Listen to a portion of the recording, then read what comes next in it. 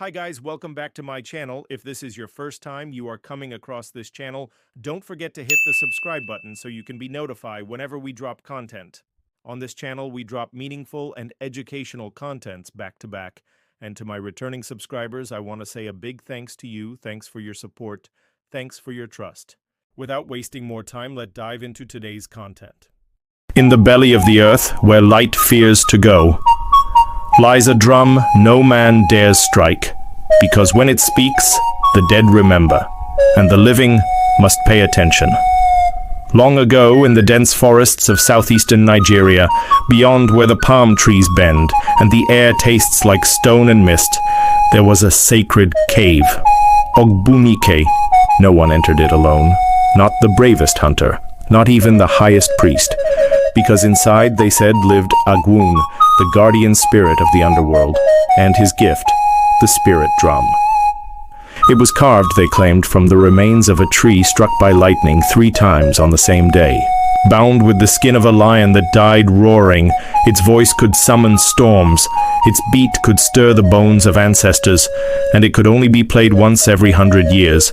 But one day, a young boy named Obidike came into the world. He was born during an eclipse. The midwife said his cry shook the walls. The elders said his eyes looked too far into the dark. And the dibia, the spiritual healer, looked at him and whispered, "This one was sent to knock the drum." Obidike grew up fearless. He walked barefoot into forests others feared. Birds grew silent when he passed. Even snakes slithered away. But he was kind too, always helping the old, always feeding the hungry.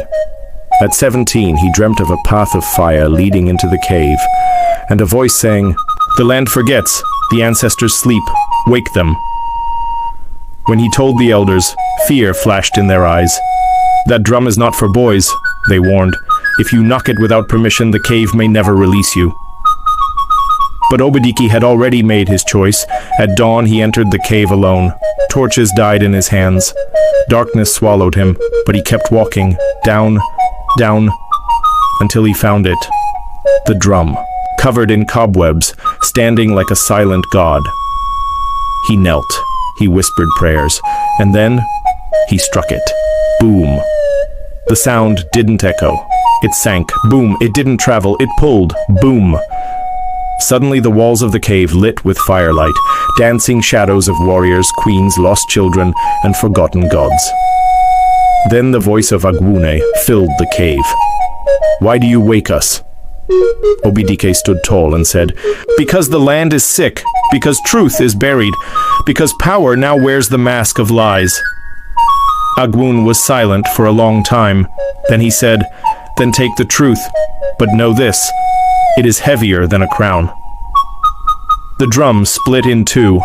A spirit stepped out, cloaked in ash and wind.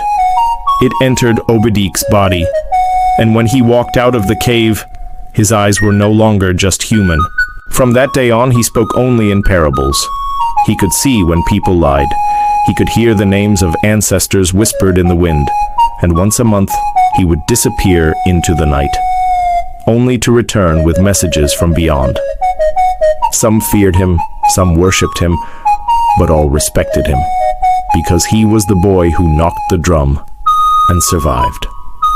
Moral of the story: the truth, once awakened, cannot be silenced, and those who seek it must be ready, not just to hear, but to carry it.